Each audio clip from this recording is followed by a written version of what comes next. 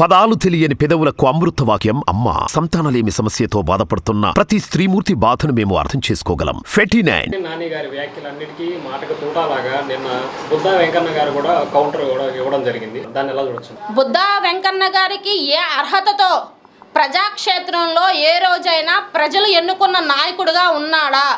ఆయన ఈరోజు ప్రజాక్షేత్రంలో గెలిచిన నాయకుల గురించి విమర్శిస్తున్నారు.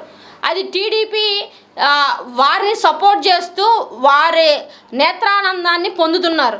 సో ఇటువంటి విషయాలు ఈ రాష్ట్ర ప్రజలు గమనించాలి. అట్లాగే కేసీఆర్ నాని గారిని ప్రెస్ మీట్లు పెట్టి ఆ పార్టీ సభ్యులు ఎంత అగౌరవంగా మాట్లాడారో కూడా ఈ రాష్ట్ర ప్రజలు గమనించాలి. అట్లాగే ఏదైతే టీడీపీ క్యాడర్ ఉందో జగన్మోహన్ రెడ్డి గారు ఒక కులానికి వ్యతిరేకమని చెప్పి రాష్ట్రమంతా మరి అబద్ధ ప్రచారము చేశారు. అటువంటి ఒక జాతికి కులానికి చెందిన వ్యక్తులు వాళ్ళ అవమానాల్ని మరి ఈరోజు బయటపడి మరి జగన్మోహన్ రెడ్డి గారికి మరి దగ్గరగా వస్తున్నారు. నిజంగా జగన్మోహన్ రెడ్డి గారు అన్ని కులాలకి ప్రాధాన్యత ఇస్తున్న వ్యక్తి. ఆయనకి ఏ ఒక కులాన్ని ట్రిగ్గర్ చేసి ప్రవర్తించే వ్యక్తి కాదు. అది ఈరోజు కేసీఆర్ నాని గారు విషయంలో జగన్మోహన్ రెడ్డి గారు తీసుకున్న నిర్ణయమే అందుకు ఉదాహరణ. జగన్మోహన్ రెడ్డి గారి స్వయం కృషితో ఈరోజు వైఎస్ఆర్సీపీ పార్టీ అనేది ఈ రాష్ట్ర వ్యాప్తంగా అధికారం చేపట్టింది. జగన్మోహన్ రెడ్డి గారు ఏ అభ్యర్థిని పెట్టినా ప్రతి వైఎస్ఆర్సీపీ కార్యకర్త పనిచేస్తారు. జగనన్న నాయకత్వాన్ని, జగనన్న బొమ్మను చూసి మేము ఎవరినైతే నుంచో పెడతారో వారిని ఖచ్చితంగా వైసీపీ క్యాడర్ ఖచ్చితంగా అఖండ మెజారిటీతో గెలిపిస్తారు. ఇక్కడ మాకు కేసీఆర్ నాని గారా ఇంకో ఎక్సా వైయా అని కాదు, మాకు మా గౌరవ ముఖ్యమంత్రి వర్యులు వైఎస్ జగన్మోహన్ రెడ్డి గారు మా జగనన్న పెట్టిన నాయకత్వాన్ని, ఆయన పెట్టిన పథకాలను చూసి ఖచ్చితంగా మా వంతుగా 100కి 100% ఎవరు ఏ అభ్యర్థిని పెట్టినా కూడా జగనన్న కోసం కష్టపడతాకి, ఆయన్ని మరొకసారి ముఖ్యమంత్రిగా చేసుకోవటానికి కంపల్సరిగా కృషి చేస్తాం కూడా. 2024లో ఖచ్చితంగా విజయవాడ పార్లమెంటు స్థానం వైసీపీ కైవసం. ఇంకో విషయం ఏంటంటే మేడం, ఇప్పుడు టీడీపీ నుంచి కేసీఆర్ నాని గారు వైసీపీలోకి వచ్చారు కదా, టీడీపీ మీద ఈ ప్రభావం ఎంతవరకు ఉంటుందంట? ఖచ్చితంగా 100% ఇంకా రావాల్సిన నాయకులు కూడా ఉన్నారు. ఇంకా మా పార్టీలో టచ్లో ఉన్న టీడీపీ క్యాడర్ అంతా, మా పార్టీ అధిష్టానం టచ్లో ఉన్న ప్రతి ఒక్కళ్ళు బయటకు వస్తారు. ఎందుకంటే అక్కడ ఒక పిల్ల రాజకీయం జరుగుతుంది.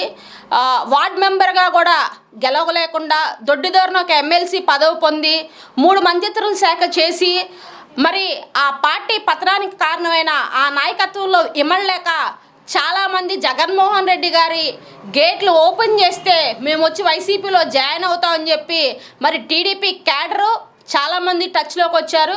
వారందరూ ఖచ్చితంగా జగన్మోహన్ రెడ్డి గారి కను సైగ చేస్తే వచ్చి వైసీపీలో చేరాలని ఉన్నారు.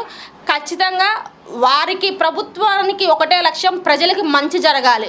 ఏ పార్టీ అయినా సరే ప్రజల పక్షాన పోరాడాలని, ఒక సమస్యకు రూట్ లెవెల్స్లో నుంచి మరి పరిష్కారం చూపించే ఈ ముఖ్యమంత్రి గారిని గౌరవించి మరి అక్కడున్న క్యాడర్ ఎవరు వచ్చినా ఆహ్వానిస్తాం.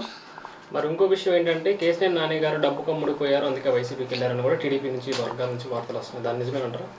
కేసీఆర్ నాని గారిని మరి 2013లో ఎంత డబ్బు ఇచ్చి టీడీపీ ప్రభుత్వం కొనుక్కుంది, ఆయన 2 సార్లు ఎంపీ అవడానికి ఎన్ని కోట్లు ఖర్చు పెట్టింది. మరి ఖర్చు పెట్టిన అభ్యర్థి ఏమో నా సొంత వ్యాపారంతో నా కుటుంబం ఆర్థిక స్థితిగతులు నేను ఖర్చు పెట్టి నాతో పాటు ఉన్న 7 నియోజకవర్గ ఎమ్మెల్యేలనే వారికి ఫండింగ్ ఇచ్చి నేను కాపాడి వారి వెనకాల క్యాడర్ని ప్రతిపక్షమైన అధికార పక్షమైనా నేనే నా సొంత నిధుల్ని ఖర్చు పెట్టి మరి రాజకీయం చేశానని ఎంపీఏ స్వయంగా మాట్లాడుతున్నారు.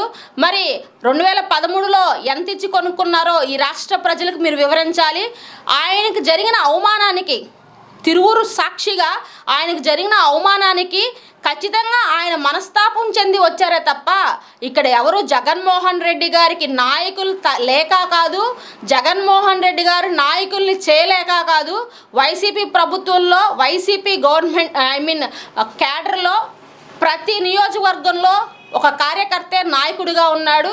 జగన్ అంత ప్రాధాన్యత కార్యకర్తకి ఇస్తున్నారు కాబట్టి ఖచ్చితంగా డబ్బుకు అమ్ముడు పోయాడా లేదా అనేది రాష్ట్ర ప్రజలు ఒకసారి కేసినేని నాని గారికి జరిగిన అవమానాన్ని గుర్తు చేసుకోవాలని తెలియజేస్తున్నాం. ఖచ్చితంగా ఆయన అఖండ మెజారిటీతో 2024లో ప్రభుత్వాన్ని ఫామ్ చేస్తారు. కొన్ని రోజులు ఈ అభ్యర్థుల ప్రకటన జరిగే వరకే ఇట్లాంటి ఈక్వేషన్స్ అన్నీ బయటికి వస్తాయి. ఖచ్చితంగా దేవుని ఆశీస్సులు, ప్రజల ఆశీస్సులు ఎల్లప్పుడూ జగన్మోహన్ రెడ్డి వెనకాల ఉంటాయని ఈ సందర్భంగా తెలియజేస్తున్నాం. ఓటమి భయంతోనే అభ్యర్థుల్ని మారుస్తున్నారని కూడా జోరుగా వినిపిస్తుంది. దాన్ని ఏమంటారు సార్? ఓటమి భయమా? ఎవరికి? జగన్మోహన్ రెడ్డి గారికా? ఆయన ప్రతిపక్షంలో ఉన్నప్పుడే భయపడలేదు. అధికార పక్షంలో ఉన్నప్పుడు ప్రజలకి ఇంత సేవ చేస్తూ 2019 నుంచి 24 వరకు 2 ఏళ్ళు కరోనా టైం తీసేసిన 3 ఏళ్లలో అభివృద్ధి పదంలో రాష్ట్రాన్ని ముందు పదంలో ఉంచిన జగన్మోహన్ రెడ్డి గారికి భయం అనేది ఆయన బ్లడ్లోనే లేదు. అభ్యర్థుల్ని చేంజ్ చేస్తున్న విషయం అన్నిట్లో ఒక్కొక్క సామాజిక వర్గాన్ని ఈక్వేషన్ బట్టి, పార్టీ యొక్క క్యాడర్ ఒక ఈక్వేషన్ బట్టి కొంత అటు ఇటు షఫ్లింగ్ అనేది ఏ పార్టీలోనే జరుగుతూనే ఉంటుంది. అంతేగాని ఓటమి భయం అనేది ఆయన చరిత్రలో ఆయన ఎప్పుడు చూడలేదు. కూడా ప్రతిపక్షంలో ఉన్నా కూడా దమ్ముగానే నుంచున్నాడు, అధికార పక్షంలో ఉన్నా కూడా దమ్ము, నిజాయితీ, నీతితో నుంచున్నాడు. ప్రజలకు మంచి చేస్తాం విషయంలో అందరికంటే వ్యవస్థను కోకటి వేళ్లతో కూడా ప్రక్షాళన చేయటం విషయంలో జగన్మోహన్ రెడ్డి గారికి ఎవరు సాటి లేరు. ఖచ్చితంగా ఆయనకి ఓటమి భయం అనేది ఉండదు. దేవుని ఆశీస్సులు, ఈ రాష్ట్ర ప్రజల ఆశీస్సులు ఎప్పుడు జగన్మోహన్ రెడ్డి గారికి మెండుగా ఉన్నాయి.